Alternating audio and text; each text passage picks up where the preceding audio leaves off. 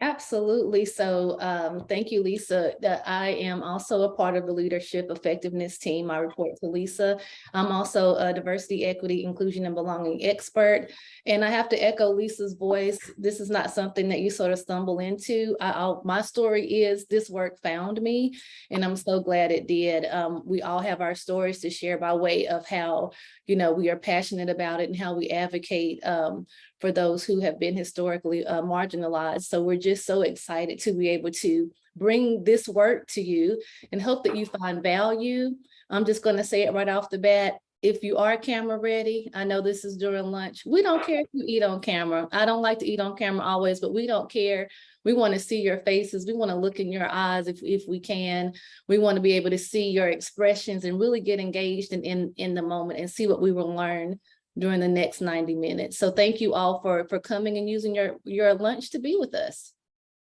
Fantastic. So just one other piece of housekeeping. I know we're, 50 plus here. And I think that Amber has muted everyone. So if for some reason you do come off mute, just make sure that you're putting yourself back on mute so there's no background noise. Tiffany and I love to use the chat and encourage you to use that chat throughout. We definitely try to mind the chat and answer questions that way. But if you have something that you'd like to share, that you want to reflect on, please just unmute or raise your hand, and we'll try to, we can't always see, but Amber will love for you to keep us honest and make sure we're getting to folks if they're raising hands. So with that, let's go ahead and jump in. So you'll see from this first slide here that, Amber, if you could just move forward for us. There we go. Probably because it said you can't bill for it. Oh, Amy, I think you're not on mute. So I'll go ahead and jump in. So in 2005, a professor of psychology, his name is Daniel Oppenheimer, he did this study at Princeton. And the whole notion was really proving the point that using big words doesn't necessarily make you sound smarter. And the name of this research paper was Consequences of Erudite Vernacular Utilized Irrespective of Necessity.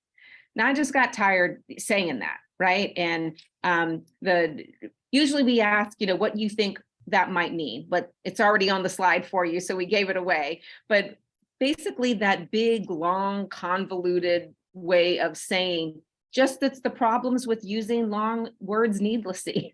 Like if that's what you want to say, probably you just say there's a problem with using long words needlessly versus consequences of erudite vernacular, etc. Right? It's just sort of silly, right? It's silly and it can feel very exclusive in nature.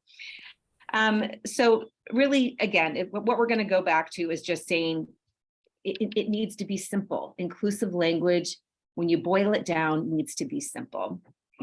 And what we also know, and you can advance to the next slide, is that no one is ever going to ask you to make something more complicated, right? Harder to read. No one's going to ask that of you. And yet, unknowingly, or maybe even knowingly, sometimes we do that, right? We overcomplicate in just the sort of the use of our everyday language. I was actually in a lecture with our CEO last night in a group of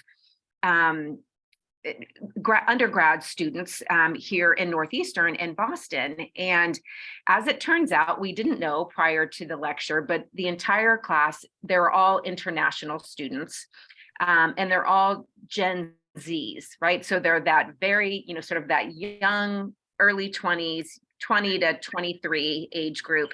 And our CEO had a couple of references on his slides and some words that he was using that didn't resonate with something that our CEO thought was funny. He put up a picture of Keanu Reeves from The Matrix, and people didn't know who he was. They saw the picture and they're like, because Kurt so I'm just being funny.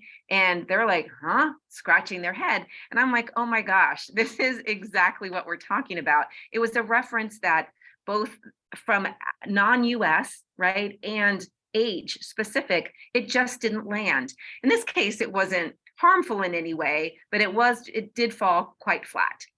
And for this session, what we really want to be able to explore is ways that words can be inclusive, right? By first understanding what makes them exclusive, and especially exclusive for all kinds of people. And we're going to share some ways to help you communicate in an easier, more inclusive way. So what do we even mean when we're saying inclusive language? What do we mean by that?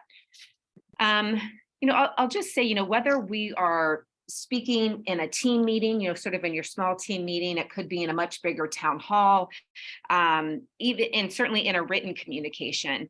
One of the goals, and I'd say expectations, is that people actually understand what you're trying to convey. I mean, that's sort of table stakes. People need to understand what you're trying to communicate. And they might need that information for a whole lot of different reasons. It could be that they need to understand your goals and how that translates for them to create their own quarterly goals, right? So that they can prioritize their work. They might need it as a way to understand a process, right? So that's really setting them up for success in doing a very specific task for their job, even in understanding the culture, right? And that's where I think we can start using, like cute language, right? Like just say what you're trying to say. And I think, also I think Tiff and I really want to drive this home as well, is that accountability and motivation for humans, it really requires that community and environment of psychological safety, right? People want to be able to ask questions. They want to be curious. They want to understand the language being used in a way that makes them feel safe, right? That they can ask those questions without feeling maybe like they don't want to feel like not smart. They don't want to feel like they're not part of or they're less than, right? And that's really sort of at the foundation for humans in general. And so I would just ask you to think, what if something that a new employee wanted to, well, not even wanted to, what if you have a new employee and they really need to understand a document in order to do their job well, but the document is written in a language that they don't understand? I know that sounds sort of silly, right? But what if that was the case? For one, I recognize that's an extreme example, but it could be that, that the language in general is not understood widely, not just by that person. That could be a thing, that it excludes some audiences. And it creates a barrier, right? It creates a barrier to one feeling like, oh, I just started this new job. I've been here 2 days. I'm trying to read this document to actually be successful in my job. And I already have to ask questions because I don't know what this means. It's filled with acronyms. How familiar are acronyms for probably every single person on this call? Yeah, so true, Taishel, right?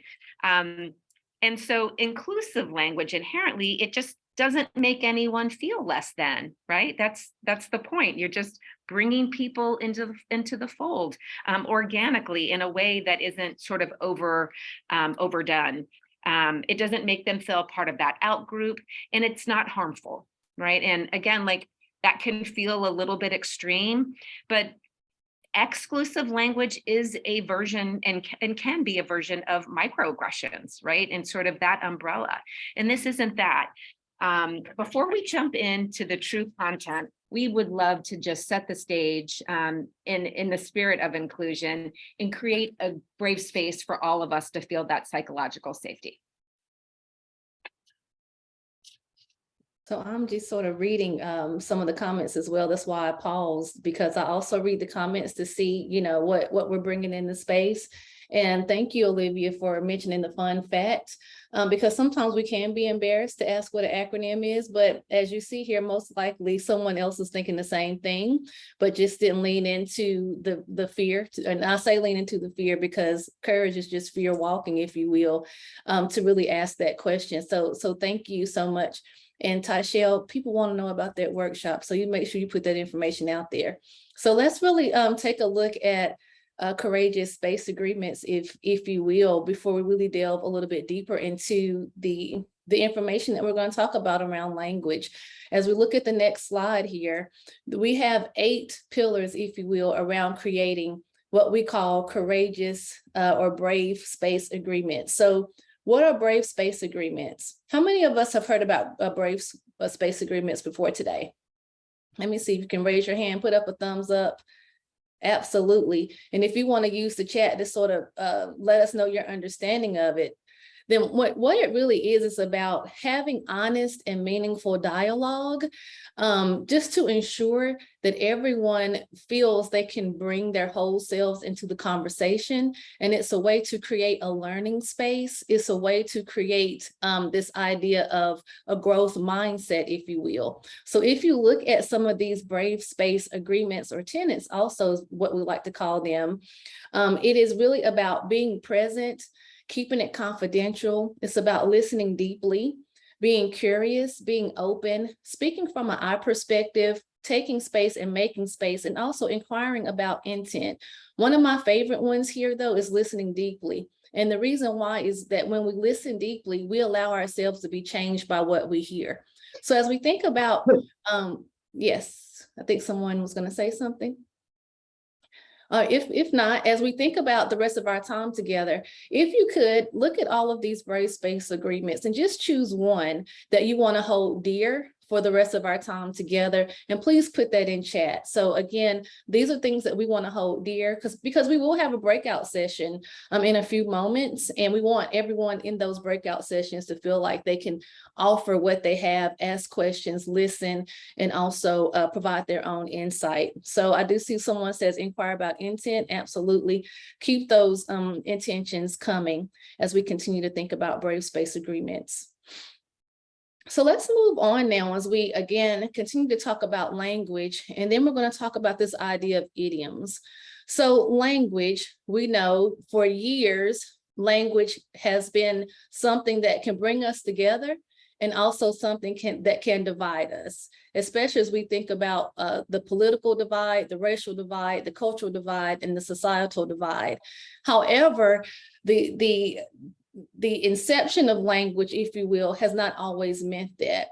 Now, how many of us have used language to really identify where we come from, where we're raised? So if you go back to your community or to your neighborhood, there might be a certain way that you speak, and it's really a way to help to bring a source of community and also a way of protecting ourselves. However, over time, language has also been used to exclude others and to protect. So it's not something that is not common, it's really common. But as we also know, we have shifted, times have shifted, seasons have shifted, and even the dictionary has expanded to incorporate new words as a society has shifted and changed. But sometimes we are not able to keep up with some of those societal changes that happen with new language. And as Lisa mentioned before, the idea is to really keep language simple, to keep it something that all of us understand. So as we think about how language has changed over time, I could think of a few things. I'm a child of the 70s, but being a child of the 70s, the language was much different than what it is now. So as you think about some of those characteristics of language and how it's changed over time, what are some examples that you can share? And if you want to take yourself off mute quickly and put yourself back on mute, you can. But what are some of those examples that we've heard how language has changed over time? You can put it in chat too. I don't mind reading it. What are some examples of things we say today, even that maybe we didn't say a couple of years ago? Do I have to tell on myself? I see us thinking. A word that comes to mind for me is queer. It's come back around as being more acceptable, but not for everyone.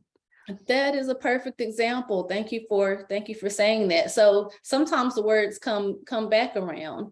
I'm seeing some things in chat too. Someone says that's bad, which meant it was cool when, like in the 90s. I don't know if it still means that. I'll have to ask my children. But yes, that's one. Groovy, absolutely, very, very good. Speaking in text to speak. Absolutely. Thank you for that, Kimberly. The use of pronouns, that has absolutely been a major change in how we use language. I see the word dope. So y'all keep those coming. So as you think about how the language has changed over time, just think about, for instance, how confusing sometimes that can be for those who may not be accustomed to that language during that time. So as we continue to think about the use of language, what are also some phrases, as we go to the next slide, that we've maybe used our whole lives, that maybe our parents used, that means something to us, but might mean something different to somebody else? What are some of those phrases that maybe we've heard? I promise I'm gonna give you a grannyism because I feel like I can in this space. Lisa knows which one I'm gonna say. To all hands meeting, absolutely. That's something that we've said. These are phrases that we use. It might mean something else. Online, my mom says, I want to get on the line, but she means online. Like, that's what she means. As in standing in line versus online, absolutely. Town hall meetings, yes, they mean something different in corporate than they mean if you're going to a town hall meeting in your community. Absolutely. Lisa, do you want me to share one of the ones that I say all the time? You know I do. You know I do. Yeah, so one of the things, if I'm feeling emotional, one thing I might say is my bladder is up to my eyeballs. That is something that my grandmother would say. That means I'm just feeling emotional, right? So it's something that somebody else might be like, what? I don't know what that means. I haven't kept my language simple, but it's something that I've picked up over time. Zoom in is another one. Somebody says they're going to use that. Feel free. I'm just really full of them. Eat the meat, leave the bones is another phrase that sometimes has been used over time, which means just think about the important things, don't worry about the rest. So these are all good pieces of language that we use, but what does it really mean, right? So many of us use these phrases, we've grown up with them, and what they've done is they've also seeped their way into the organization and how we speak corporately as well. And again, I just want to double down on this. The phrases or idioms that we use, they can hold a certain meaning for us, but mean something totally different for someone else. So let's take a look at an example of one of those languages. Tiffany, I just wanted to let you know, well, actually, maybe she put her hand up, but I saw Gigi had her hand up for a little bit. Oh, Gigi, thank you, Lisa. I did, Tiffany, and I don't know if we've missed the point, but I'm just going to tell on myself here. So I live in the New York City area. I work in the New York City area, but my parents are from the South.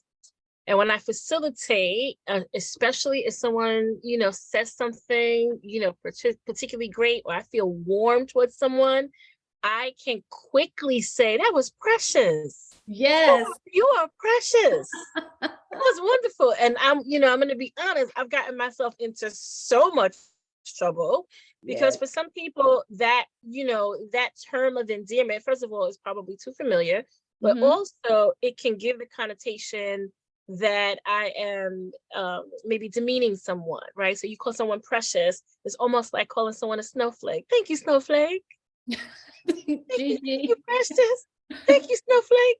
And someone can interpret that as, this person thinks that I'm not as educated or is insulting me in some way. So that's what I was going to share. Thank you. And Cheryl has her hand up too. Beautiful example, Gigi. Thank you. Cheryl, what do you have to bring to us? Yeah, I think I totally agree with Gigi because my parents were from the South. And so there are many expressions that I will use, from calling everybody y'all to whatever, that, I'm constantly explaining to other people. But I think one of the kind of nuances of the younger generation is that there's many of these words that, whatever the words may be, that they've basically said, okay, we're going to take our word back, and they've repurposed the word. So the word, may mean something different, or it may just be that by using the word, they've empowered themselves so that that word is no longer a negative, but rather it's a positive in their space. Absolutely. And how many times have we repurposed words to empower ourselves throughout the time, no matter where we might find ourselves? Tashelle, I see you have your hand up. Yeah, I was gonna and sorry I'm not on camera. I was at the vet with my dog, but I didn't want to miss this. I was just thinking about this, the exchange of cultural idioms from culture to culture, from race to race, Yes. from American to abroad. So there are certain things that we talk about and we say in our own language. And I know that I've worked with folks who English is not their first language, and the hardest part of learning a language is the idioms, right? So Right. that becomes a part of it. And just even, cross culture or cross the diaspora, thinking about from my own culture, even if I'm from Philadelphia, but I can still understand what someone is saying if we're speaking in what we would call AAVE, which has been repurposed and renamed because it is a language and it has its own rules and syntax and things like that. That is a beautiful, beautiful add to what we're saying. And even Lisa is amplifying your voice. I think Danielle may have said something. It really is about, when we think about it from an international lens, language, simple language that everyone understands can ring differently. And also, I just want to amplify, let me see if I can find Danielle's up here. Yeah, so she said she lived in England for a while and sometimes says duck or love and forget it doesn't land well in the US. So it's the same thing. And we could talk about cultural appropriation. That would take us way off into something else, but thank you for putting that also in the chat, Lisa. So keep it coming. All the comments, even take, like I said, if you want to say something, raise your hand. So the other piece that we want to talk about now, a more specific example that I think might land well with us, or that might resonate, is this idea of when we say, hey, let's have a meeting. So as we go to the next slide, there's something that we've heard as we think about idioms called let's powwow, or let's have a powwow. How many of us have heard that before? That's one example. Yes, I see that. So what does that mean? Again, it means, hey, let's have a meeting. But sometimes we use this word, let's have a powwow. And is this word offensive? Do we think this word is offensive? Yes, no, maybe. I see some people saying yes, absolutely. So why is this word offensive? Because it is certainly misappropriation. So, we already put that word in the chat. Why is it misappropriation? Because powwows, if you will, if we go to the next slide, are enormous celebrations that require months of planning. It's not something that you're just going to do at the spur of the moment because you want to speak with someone. But it is a way that our Native American members celebrate their heritage, their art, and their community. So yes, that language is offensive, and it reduces it to a cute way of saying, we just want to have a meeting. We want to meet for a few minutes. And so what does the use of these colloquialisms, if you will, do for others? What they do is they offend, they confuse, and also exclude. And so it's not only like for the Native American community, there are other examples as well. So what are some examples that you can think of that we say that might be an example of misappropriation, if you will? What are some other examples that we might use? And I have some for us also. Lowest person on the totem pole. Yes, that is one of my examples. Jaisha is in my notes, absolutely. And so that's one of the things we use in a corporate way to represent someone who's not in leadership, but that's also something that could be, that is offensive. Indian giver is another one, absolutely. It's karma, man up, absolutely. And so these things that we say, even though it can be a normal part of our language, can be offensive to others. Man up can be offensive to women. And even as we think about chiefs, yes, in my organization, we have division chiefs. So gypsies, you all are coming up with things even way beyond some of the examples that I have. Let's keep it going. So these are things that we really want to be mindful of saying. We have to think about the community that it impacts. A couple of other examples I have here is holding down the fort. How many of us have heard that? Holding down the fort. Historically, this was used to hold back Native Americans and implies that they are always on the warpath. And that's another word that we shouldn't say is warpath, right? And then the next one is you are a model minority. How many of us have heard that, or even have heard it applied to ourselves or to other historically marginalized individuals? So that's one of those phrases that's most often used with Asians because of the stereotype that a large majority are seen as successful and highly educated. And also tone it down or calm down. How many of us have heard that? Tone it down or calm down. Yes. And so with this phrase, it's often associated with women and or women of color, and it can result in shutting that individual down and makes them feel less seen and less heard. So just imagine, if you will, if we put ourselves in the feet of leaders, we are all leaders in some regard, and someone is reporting to us, how that can make that person feel as we use these. We are a work in progress. We're not going to get it perfect, but this is a way to start to enlighten and educate us. So let's move on. Any questions? We want to move on a little bit deeper as we look into this language, this idea of language. So here's the intersection that we were talking about right at the top of the call, the notion of microaggressions and how this is an absolute intersection, inclusive or in many cases exclusive language, with it being a microaggression. And the way that we define microaggression is really that that's a statement, it's an action or incident regarded as an instance of indirect, subtle, unintentional discrimination. It's derogatory, right? And it's against members of marginalized groups or communities, such as race or ethnic minorities. And it can, it goes so far beyond that, right? This is how we're defining it. I also want to say, it's not here on the slide, but at Inspira, Tiffany and I, we bounce back and forth around how we even feel about the word microaggression, because most of the time there's nothing micro about it, right? It doesn't feel very micro when it's happening to you, and when it's happening to you every day, multiple times a day, right? And so we continue to use this word because it's known, and we're in corporate environments every day as consultants, right?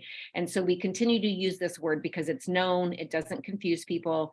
And right, we recognize that it may not actually capture that it's what it is, right? And so we're not going to go down that rabbit hole, but I just want to say that out loud, that we're here to say there's nothing necessarily subtle or micro about it. But language can be seen as this, right? As these microaggressions. And so we're going to talk about a few other examples here. Yes, Sylvia, microaggression equals macro impact. That is so beautiful. Do you mind if I steal that moving forward? But absolutely. So as we move to this next slide, there's going to be some other words here, right? Thank you, Sylvia. I appreciate you.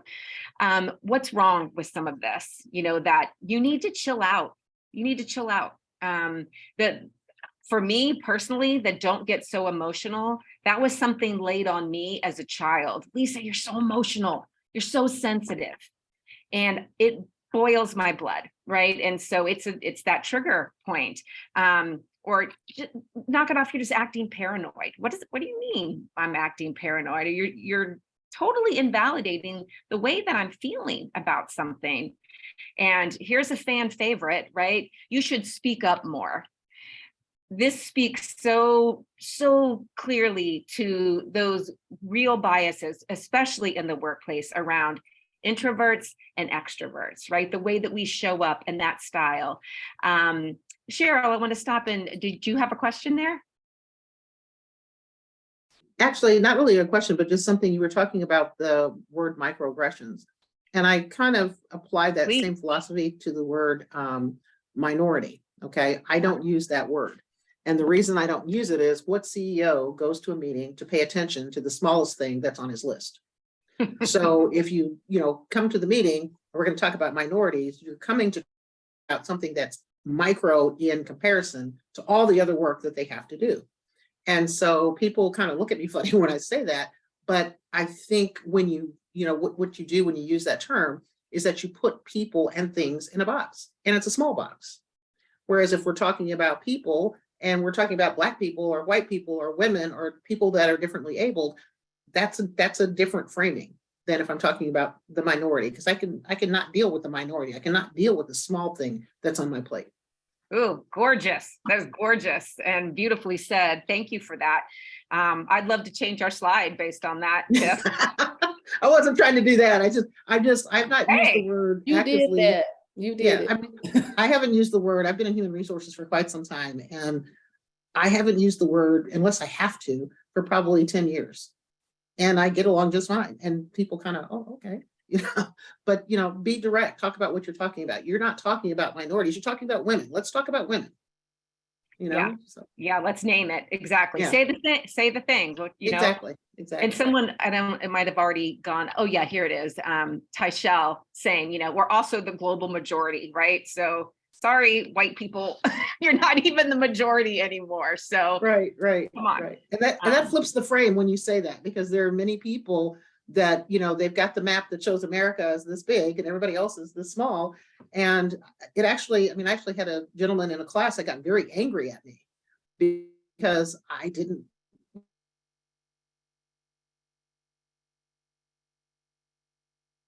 And that was news. That was a learning point for him. Mm. Well, I appreciate this conversation so much. It's terrific. And at the end of it, it's right here in front of us, right? Because this work is hard. And although Cheryl, even though you said, oh, I wasn't trying to, say something about your slide, one, say it. We're all professionals here. We're all in the work. So we appreciate that and welcome you and your opinion there. Open arms, right? We're always learning. And it's not light switch work, right? If it was, we wouldn't be even here today, right? Because companies would be getting this right and human beings would be getting this right. But that isn't where we are, and it's not how we are wired, right? And so how can we make this work easier? And there's oftentimes we're thinking so much about what we want to say, how we want to say it, that we don't get to the point, right? We don't even say enough. Or the other way around, like we're thinking so much about trying to edit ourselves, then it comes out like, I didn't even sound like something I would say, right? There's a video in one of our other programs that we do, and it's called Under Our Skin. It's through the Seattle Times. If you haven't seen this series that they did, I encourage you, go check it out. They have a whole series of videos, and this one is about microaggressions. And in there, someone is talking about how when people say, oh, now I can't say that, another word I'm not allowed to say. How many times have we heard this from people? And there's a professor on the video who says, yeah, you do now have to think about what you want to say. Get in line, right? Get in line. For the first time in your adult life, you might have to make an effort. And I just love that. And because it's so spot on, right? It's so spot on. And so, I think let's just go there with people, right? It is when you boil it all down. I also think that, when you first start doing this work, and actually, I can't remember now who was saying that. It was Gigi. I think her parents were from the South. Tiffany and I both live in the South, right? We both live in North Carolina and grew up. I grew up in Virginia. She grew up in North Carolina. And so we have all those things. And our parents are very country, right? So we're Southern and country. And some of the things that I've just heard my whole life, they just come out, right? And so that requires some backpedaling. But when you get into this work, as we all have, now your bunny ears are up, right? You know that there are things that we should be taking that pause, taking that beat to just go, oh, well, I shouldn't say that. Maybe I should rephrase that. Maybe that doesn't land today as it did 10 years ago, all these kinds of things. And, when you start that journey out, there's a lot of pausing, right? There's a lot of pausing, a lot of rephrasing of things. And it can feel like, oh, it's so much harder for me. But once you get over that hump and you create that habit and you create the awareness and the pause to really think about what you're saying out loud, what you're writing down in communication, it can be so impactful. And we want to just talk a little bit about what you can do. And we've already said this 100 times as we go to this next slide, is that inclusive language is simple language. Say the thing. And, say what you mean, turning the focus away from like, what Gigi was saying, like how like, oh, you're so precious. Like people might not take that as, oh, you're so precious. And we're like, you're so precious, right? Let's just maybe say what we mean, and understand the harm that can come from some of the things that we're saying. So just leading with simple language, right? Simple language, lead with that. It's best, be accurate, be specific.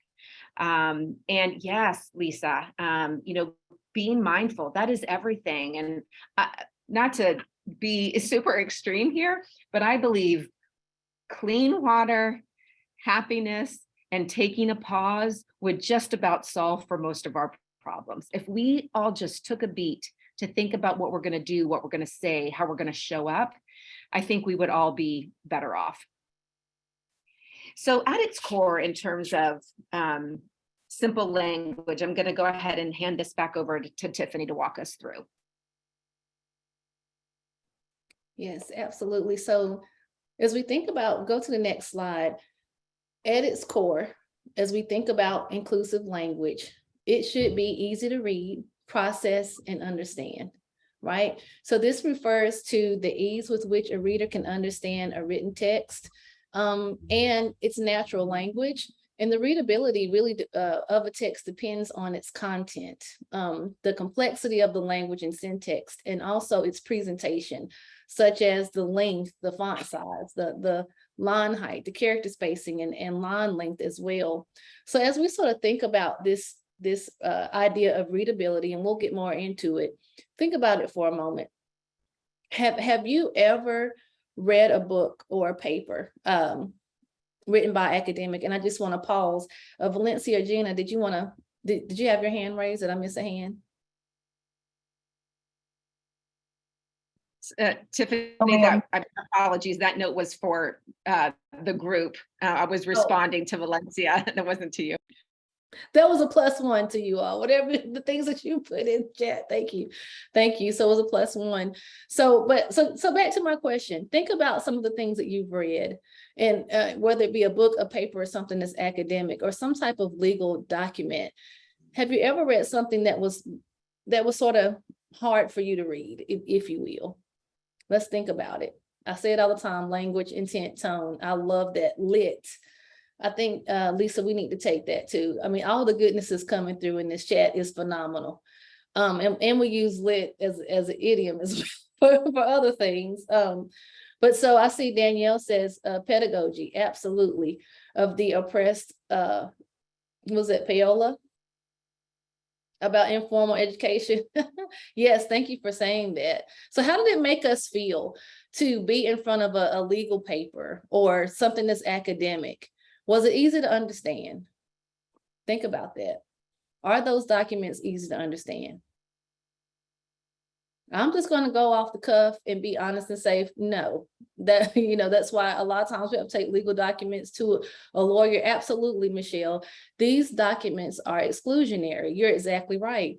And so this idea of readability was developed first by Rudolph Flesch and then later improved by Peter Kincaid.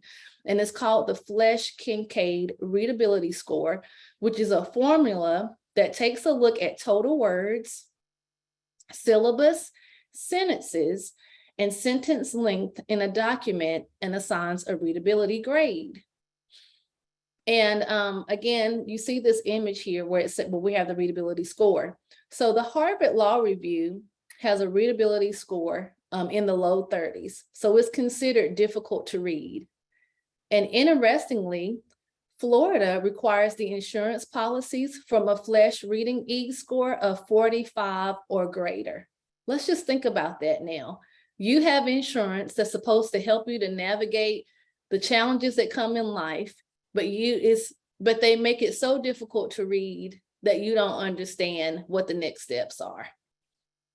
Now, what can something like that do when to impact others who might have something that's going on that they need to read about quickly? What's that impact, right? And Gina's put a document there. And so as we think about that, we want to, again, our intent is to make sure that the readability scoring is one way to really make sure our messages are easy to understand. So let's take a look at the practicality of that as we go to the next slide. Yes, please feel free to share thoughts as well, she's saying, Gina's saying. As we look at the next slide, there are 3 pieces here that we want to consider to really keep it simple and casual, and to avoid the colloquialisms and idioms. I'm gonna say that word. I haven't had enough coffee.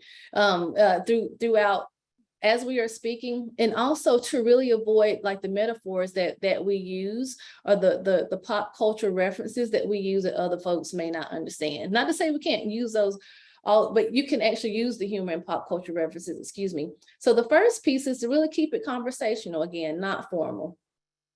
Like, write how you do you write how you talk? How many of us do that?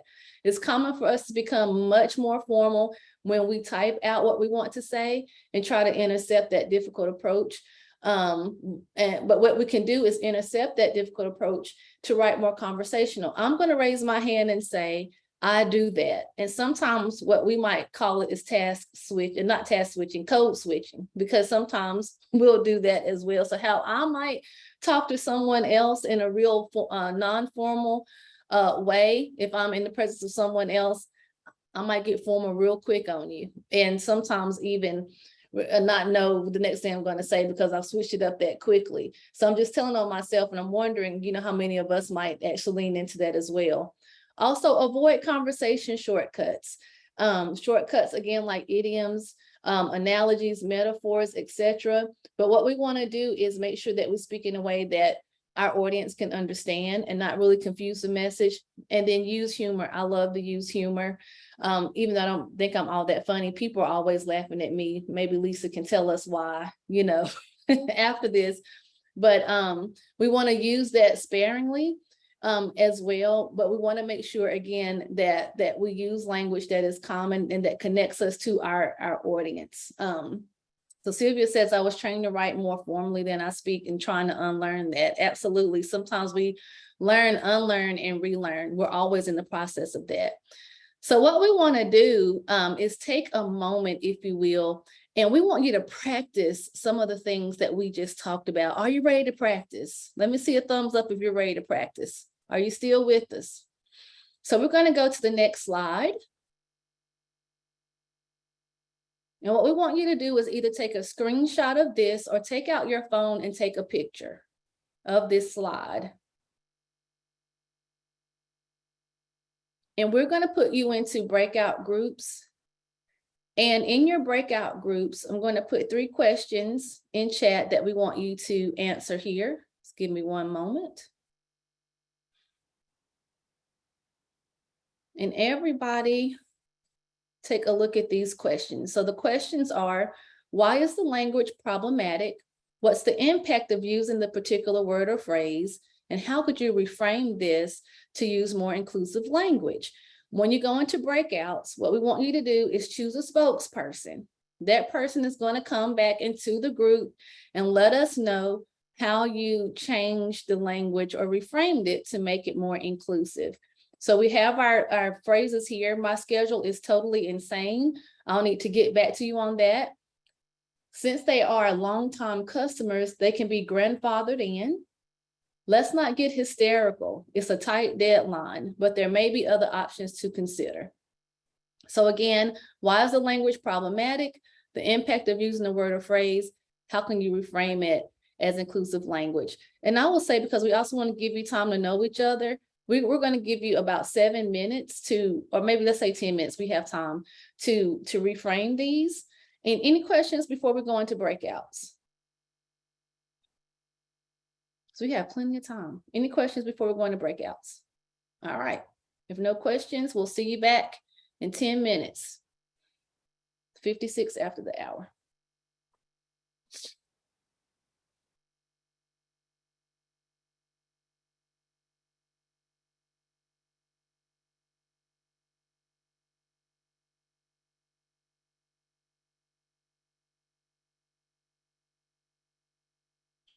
I'll start the time when everybody get in the break room. Okay.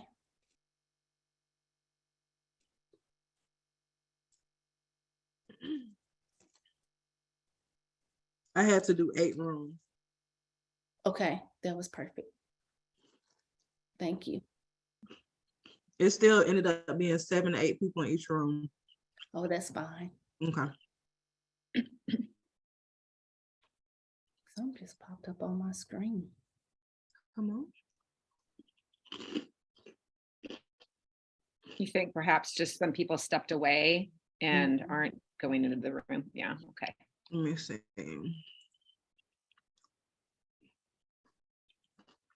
Lisa, we're doing great on time. This is the first I think we've ever sort of been ahead of time. I don't know how we did that. It's a very manageable amount of content, Oh, gotcha. you know. I am loving this group. Me too.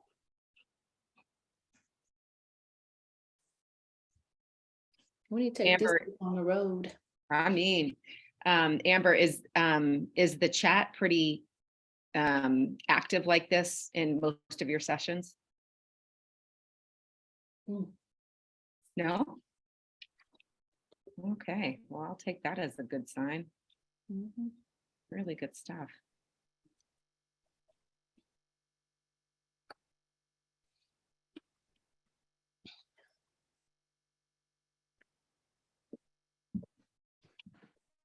Amber, that Neo Yes. almost got me. Neo almost got me today. I love Neo. So I'm gonna move these individuals that did not go into a room yet. I'm just Okay, gonna move them to a room. perfect. Make them all even. Let's see. Move to room 1.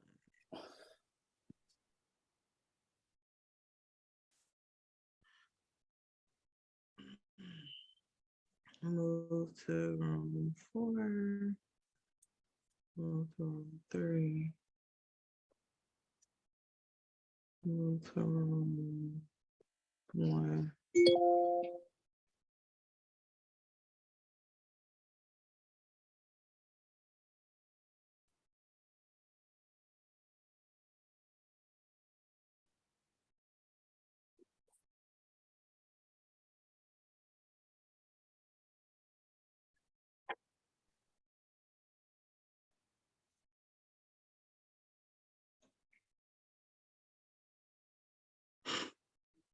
Why do they keep coming back out of the rooms?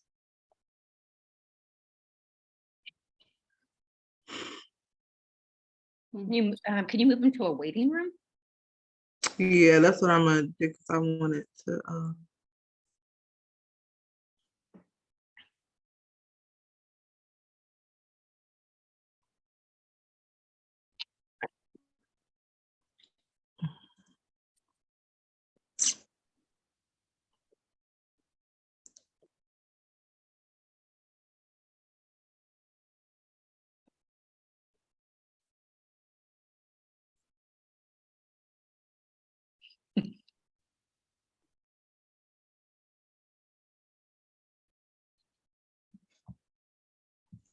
Oh snap! Did I start the time? Oh, I know what time we're supposed to be back. Okay. Yeah, 56, right? Yeah, 56 after. So we have 6 minutes. Okay. I was like, I'm gonna start the time.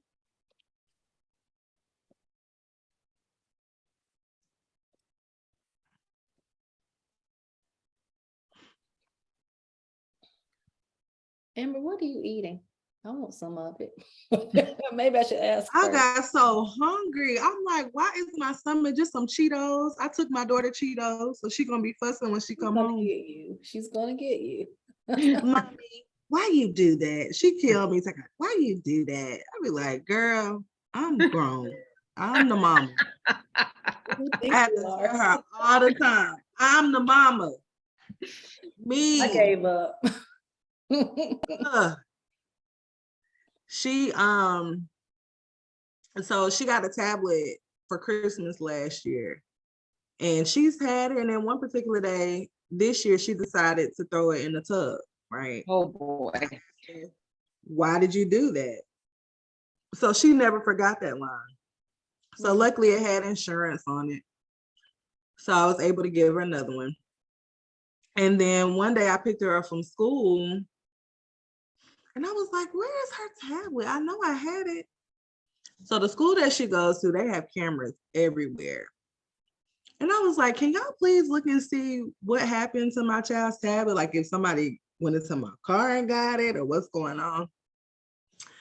So y'all, the school called me and told me when I put my daughter in the car, she handed me the tablet and I put it on top of the car and I drove off and I ran over it and kept going. I was like, No. what? How did I do that? She was like, Mom, you were in a rush that day. I was like, oh God. So I had to buy her another tablet, but she kept asking for it. Mhm. And so since she kept asking, I was like, Autumn, Mommy broke it. She said, gosh, I can't believe this. I said, girl, if you don't get from me, Mommy, why you do that? I was like, Autumn, it was an accident, but I'll get you one. I bought her another one. I felt so bad. I really felt bad. They'll I get told my you. parents, I was like, well, I just, I have to buy her another one because it ain't like she did anything to it. Mhm. So luckily I got it on sale. That was the only reason why I bought it. Because I was like, who's trying to spend some money on a tablet? This makes the third one. Well, Tiff and I were just chatting about needing, well, in our personal lives, some assistance, right? Like we just need someone to take care of some of the things, right? Because our Mhm. brains are full. And it sounds like that was a full moment for you and you put the tablet right up there and never thought another thing, right? It just means we're going too fast, too much Right. going on. So we feel you deeply. Who is it? Ayana? She needs to come and fix our lives. I might not want to hear what she has to say though. She's mean. She is She mean. is mean. If I were to go to her show, I probably would just get up and leave because I would ask her, I'd be like, who are you talking to? Because I know you're not talking to me. Like, that's not going to work. She's It's really so not a coach. I'm telling you, that is no coach I've ever met. That isn't. It's for Mm. entertainment. It's for entertainment. I said, Now she's helped a lot of people, but I feel like she likes to use shame though. I feel like a big tactic is shaming people. Absolutely. And that doesn't work for me, I will say. right. And I Mhm. think we think she's helped people, but some of the people I've seen that she's helped, I wonder what has really happened in the background. Like after they've been on TV and they've gone through this with her, like I would love to like see a retrospective or something like that. Mhm. Or like a reunion. Right. Yeah, because she. We have one more minute, Amber. You said one more minute. Mhm. All right, let me know. You can close you it ready? now if you want to. It gives them 60 seconds to get back. Choo-doo-doo-doo. And let me let all the people back in the waiting room. Choo-doo-doo-doo.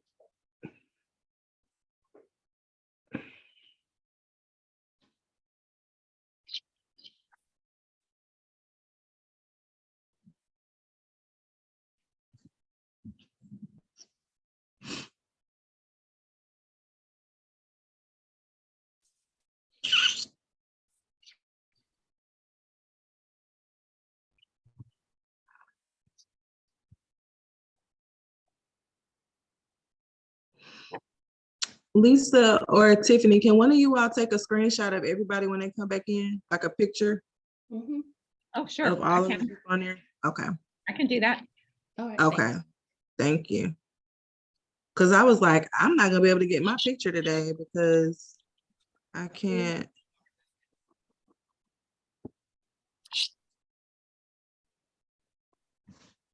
We're back. All right. I see everyone coming back. Just curious about your experience. So do you have your spokesperson? Do you have your person who's going to speak for the group? All right. So I'm not sure what groups we have, but we'll just say whoever wants to go first. I think we had 8 groups all in all. So, as we think about, maybe let's think about the first statement that says, my schedule is totally insane. I'll need to get back to you on that. Someone from a group, how did you change that language around, and why is that so problematic? So I can go. I think I was group 3. And we talked about the use of the word insane and thinking about the mental health, connotation around that, and those that do have mental health challenges or in situations where insane would not be respectful to that community with mental health challenges. And being able to change that to my schedule is busy. If that is what we're trying to get across, or my schedule is full, and that sort of thing, to be able to offer something else other than using insane. And we also talked about some of the other words within that same kind of category around things are crazy, or people say they have OCD or I'm ADD, right? And just utilizing some of these things from the mental health community. And it's just, that's not fair and disrespectful to those with actual diagnoses. Thank you, Valencia. I'm going to give you snaps. This is what we do at Inspire when something is amazing. Like, you covered every point. I don't think there's anything else I need to say to top that. I have good manners, so I know not to repeat what has already been well said. So thank you so much, Valencia, for that. Anything else anybody else might want to add before we go to the second one? But again, I was going to add our group. We were also, I don't know, can people hear me? Yes, I can hear you. Okay. So into what Valencia was saying, when we're thinking about, I even try to pull away from the language of mental health problems, because we all have some capacity of mental health and it changes throughout our life. And a therapist say there are people who are diagnosed and people who are waiting to be diagnosed, or people who have yet to be diagnosed, right? Because mental health is not one full state and it changes throughout life. Right. So think about going into what the language she said. We use the term packed or jam-packed being the same and I think that just using that also shows the level of like completely full, but showing like a certain level of that. So we added that language as well. Thank you so much, Tashelle, for bringing another level of awareness. Absolutely. Wonderful. Again, both well said. What we don't want to do is perpetuate the violence against those who experience mental or psychological otherness, if you will. We don't want to do that. And so even the reframe that you use was perfect, both individuals. Let's go to the next one. And so the next one is, since they are long-term customers, can they be grandfathered? And so maybe someone from group 4 or 5, what did you have there? So we were a group 5, and we talked about, just that whole age-based perspective, and thinking about it maybe from a perspective of someone who has just lost a grandparents, or who never had grandparents. And so that grief perspective and being mindful of that. And then from the perspective of privilege, right? For some of us who worked in higher ed, we use the term legacy admissions, and it's the same thing. Really, we think about these people who have special perks, right? And so reframing the question to just say, do we have special perks for long-term customers? Or since they're long-term customers, can they be granted exceptions? Gotcha. Thank you so much for that, Michelle. I love the reframe. Olivia, you had a question or a comment? And then after that, Paola. Yeah, I had a comment on this one. So my brain always goes to trying to replace the word. Like in the last one, we want to take insane out, and I would put wild there or something else. But this one really came down to just say what you mean. Like, Mhm. what are we trying to give this long-term client because of their tenure? Like that one, I have to keep reminding myself to just say what you mean. You don't need to have like a creative, colorful way to say it. Just what do I want out of this sentence? So Absolutely, Olivia. And that's what we're saying, right? Let's keep it simple. Thank you for amplifying that. Paula. I just want to share a little bit of a meaning of grandfather and where it started. So just so everyone is aware, it was first coined to describe a method of blocking African-American voters after the Civil War. So that's why grandfather is not well taken. Most African Americans were not able to vote until 1965, the Voting Rights Act. So that's why right now grandfather is not seen as a good thing. Legacy price, pre-existing can be great replacements of customers that were before that. But like Olivia also mentioned, like, let's just not put it like so fancy and just say straight what it is, but just to give a little more of background on why grandfather is not the great or the perfect word for this case. Oh, Paula, thank you so much for that. You are all in my notes. It's exactly what I was going to say. And again, I've been trained well not to restate what someone has said, but all those things are absolutely right. And we see Tiffany even amplified that to include that it was about literacy tests as well, that all people didn't have to do. So thank you so much for mentioning that. And so again, how do we change that? I think, well, we offered some examples as well about how to change it. Legacy. Yes, Lisa.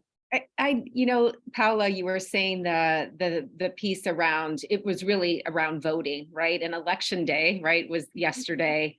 And 1965 was when 65. That was a minute ago, right? That is not like far in the past, right? That is right here in our history.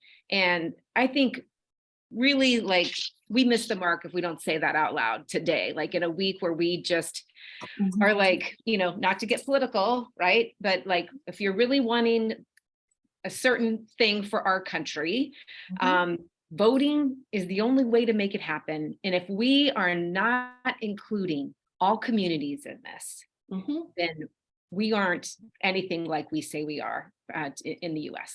And so I am so thankful for this, and I can get a little emotional about it because it's I will say it again because it matters.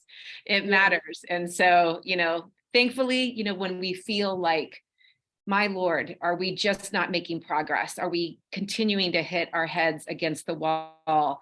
There are these moments when we say, it's not even close to perfect, but it is not 1964, right? We have voices, we are providing voices, and we need to fight for that. And that's what our work does, right? So snaps for every single person on this call doing the work to make those things happen. Sorry, a little bit of a tangent, but I had to say it out loud. It's okay. That's why we call it Brave Space, because sometimes we need to hear that. We need to hear that. There's so much more that I would say about voting, but again, we can't tell you who to vote for, but we have to vote. Thank you so much. Someone else is going to add something. Tiffany, I'd like to just add one more thing on that point for being grandfathered in. Because it's so US centric, I think, and because I work in a company that's global, one of the other problems that we have when we use some of these terms, they don't resonate across cultures and they don't resonate across countries. And so if I'm talking to my folks in Singapore, Shanghai, or Bengaluru, it is not going to be received in a way that, now we have a barrier in our communication. So going back to just say what you mean is incredibly valuable in communicating across cultures. Absolutely. And that's the thing that we always have to keep in mind, especially depending on where we work, that we are global. And we always have to remember that's why we keep our language simple, to say what we mean what we say, so that it resonates not just in the US, but it resonates globally. Thank you so much, Valencia, for bringing that out. Jaisha says inclusive language isn't just about words and phrases, it's also about our nonverbal and behavioral communications. Absolutely. People can even read how you are behaving in a hybrid space if your video is on, which I imagine is why many of us keep our videos off, because we really don't want to be read. We want to, and we get tired of looking at ourselves too at times. But you're absolutely right. It's not just about what we say, but it's how we act. It's about tone of voice. All of those things make a huge difference and impact. So yes, we completely agree.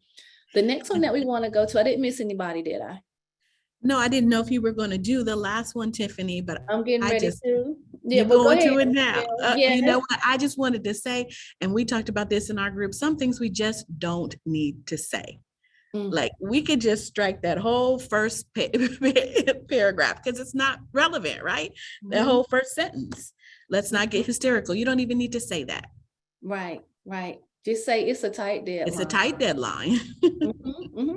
Now, what about someone from a group that we haven't heard from? Anything you want to add? And then if you know the historical basis, please chime in. If not, I have information, but you all have done so well to add that historical basis that I've not even had to dig into my notes to bring it out. But anyone from another, Gigi? Hi, Tiffany. Hi, everybody. I just wanted to, echo, not restate, but echo what Michelle talked about in terms of just taking that line out. That was the suggestion for my group. My group, by the way, which was a fabulous group. So shout out to them. Everybody was so engaged in our conversation. But we also thought that the word hysterical also had a negative connotation from a mental health perspective, much like the word insane, right? And one of the things that I shared as well is that I think that the word hysterical can lean into, the angry Black woman trope, right? Like I could be saying something on 3, I'm on level 3. You think I'm on level 10.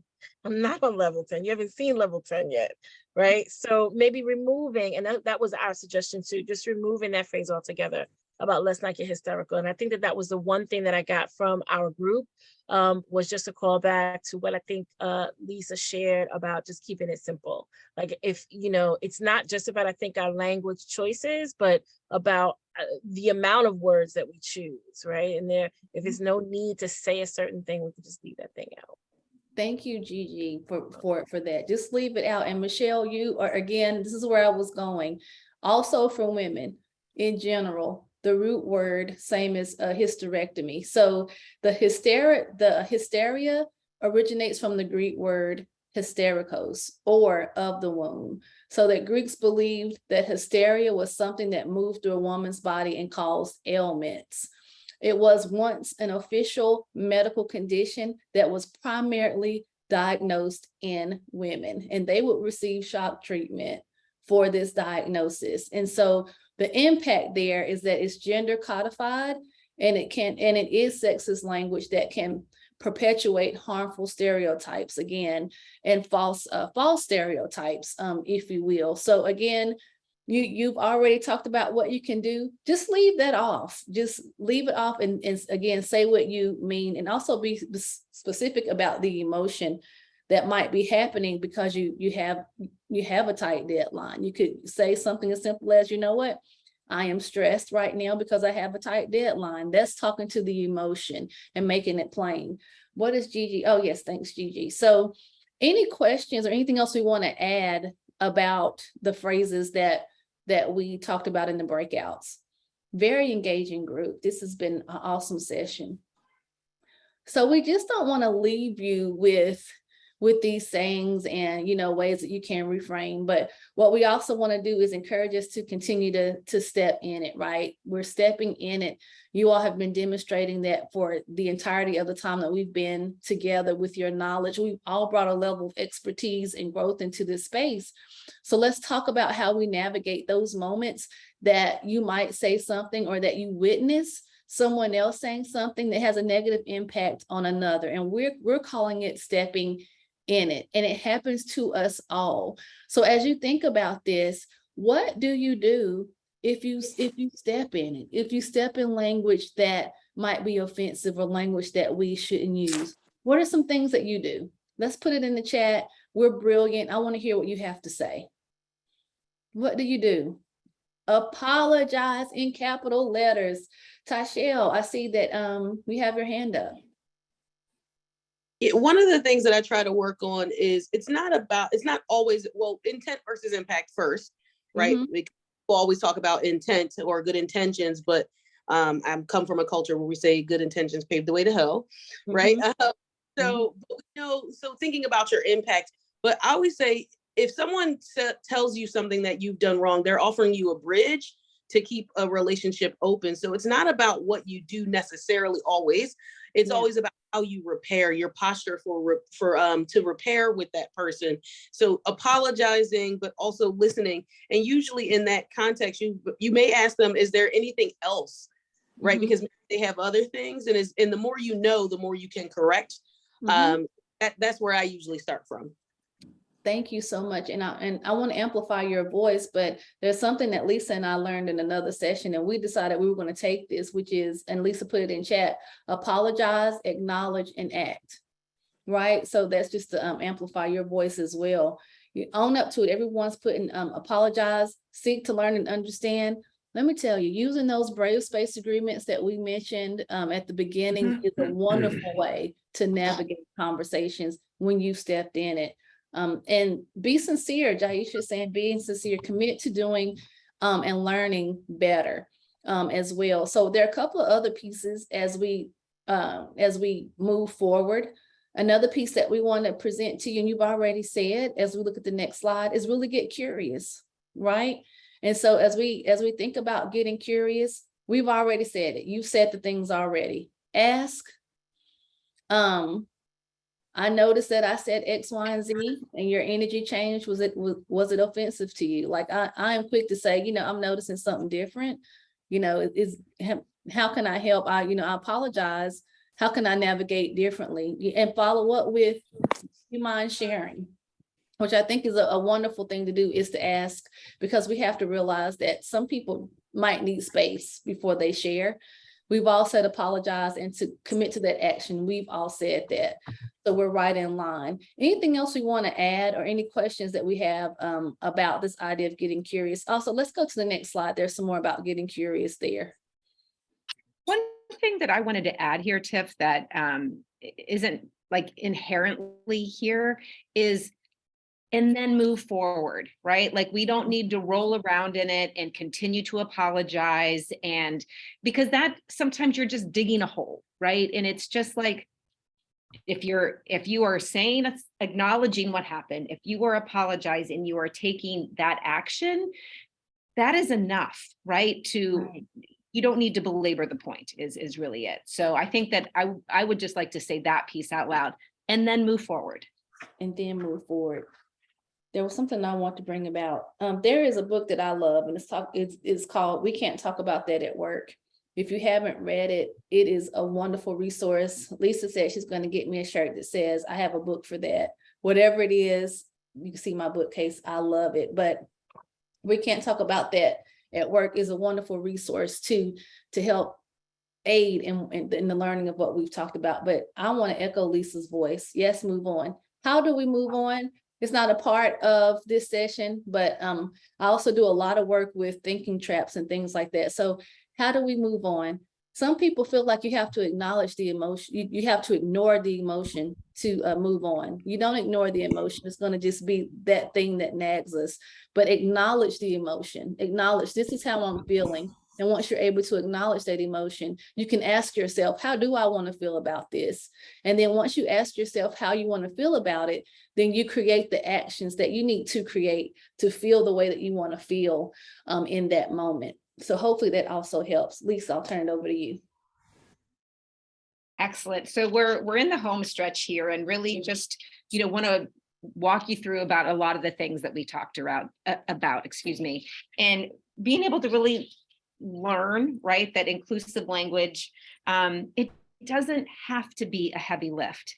Now, knowing that DEI, DEIB, ED, and B, we're here for all those acronyms, right, we're on a journey, right? There is that sort of maturity model, and where you are on your journey today with one particular piece of this beautiful puzzle, might be very different in a year from now, might be different in a different aspect or with a different community, right? We're in various places, and being aware of that is really helpful, because sometimes it might be harder. One thing that I say a lot is I definitely, it's with the crazy and then my schedule insane. It's really been hard for me to get that out of my vernacular. And I'm aware of it. And as soon as it comes out, I'm like, oh, again, like, and I'm struggling, right? And so there are times where it's going to be heavier. And there's times like, oh, got it, on lock. I've changed that behavior, right? So being aware and being willing to make changes. We say a lot, learning, unlearning, relearning, right? And then the pause. I mean, I don't have much more to say about that except what I said at the beginning. Take that beat. If we can just take a moment to gather ourselves, I think we could create so much more harmony in the world. Say what you mean, say the thing. That's it. It is that easy. And that's when we say, like, it doesn't have to be a heavy lift if you're just simply saying what you mean versus trying to dress it up, trying to be funny, trying to be cute. And then lastly, be curious, come from that place of humility and humbleness. And quit taking shortcuts, right?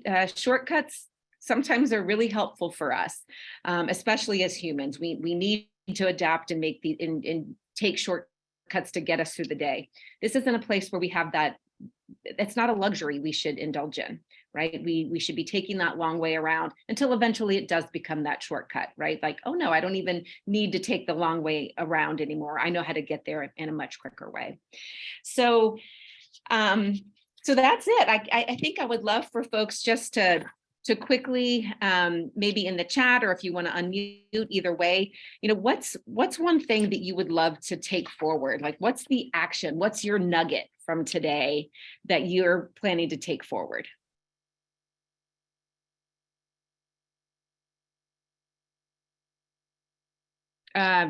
Olivia. Mine is just the simply say what you mean. Like I had mentioned before, I'd like to use creative language. So I'm always looking for a replacement for the words that I shouldn't and don't want to be using. And I can just stop that thought process and just say what I want to say. Love it. That's simple. Beautiful. Anyone else want to share? You can also put it in the chat. For me, it was definitely to keep it simple. For so long, we've been taught by society to sound smart, be smart, but right. Simple language works. Love that. Valencia. Yeah, I'm already planning an inclusive language training, an education session with my team and the overall organization. So great ideas. I think everyone could use a refresh in this area and just really start thinking about what they want to say, and especially in our global workforce. So this is great. Thank you. Awesome. Thank you. Thank you. Tyshell. I was going to share, it's kind of the blend of the last two things that both people said, and I'm doing these short sessions with my company and calling it like a DEI language lab. So doing like a 15-minute sessions on one terminology, one word, that kind of thing, so people understand DEI language. But one of the things I kind of push through and take away is that understanding that I can walk into my own language authentically. Because often we pretty up words to sound smarter. But one of the things that I've learned, I've worked in I would say education through the lifespan. So I used to work in pre-K, and then I worked in universities and colleges. So we're really just the same people over and over again, going through cycles, right? And if you can't do your work and explain it to probably like a second grader, then your language is too complicated, and you're missing out on so many people who need that language. As we were talking about earlier with insurance language, like how many of us just don't read the terms and conditions because the language doesn't make sense to us. And if we can't explain what we do or how we do work to someone with maybe a grade school level, then it's too much. And plain language is helpful for all of us. And I just think about this in terms of accessibility.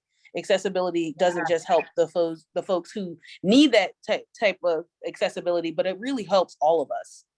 I love that framing around accessibility, Tyshell. It's so true. It is. How can I access it if I don't understand it, right? And it goes back what you were saying is, you know, if the second, third grader can't grasp it, it may be that others can't either, right? And so it goes back to that readability score that Tiffany was talking about. You don't have to muck it all up, right? With big fancy words that we don't know what they even mean. Erudite? I never even heard of that word before we did this session, right? Erudite, what the heck is that? So thank you all. Let me make sure, did I miss anybody who wants to share? Okay, looks like we're in good shape. And Gina, you want us back? Look, we'll talk to Amber. We're happy to come back. It's already done. It's already done. It's already done. We will definitely have you back. Yeah, thank you all so much for such an amazing session. It's been, you know, filled my cup for sure. Tiff? Absolutely, Lisa, you took the words right away. Like, this is the reason, this is our why. Thank you so much for confirming that for us today. Have a great rest of week. Awesome. All right, so everyone, as always, stay safe and enjoy the rest of your week. Tiffany and Lisa, I will talk to you all soon and we can get you scheduled for next year. Sounds great. Take care. All right. Bye. Thanks so much. This was wonderful.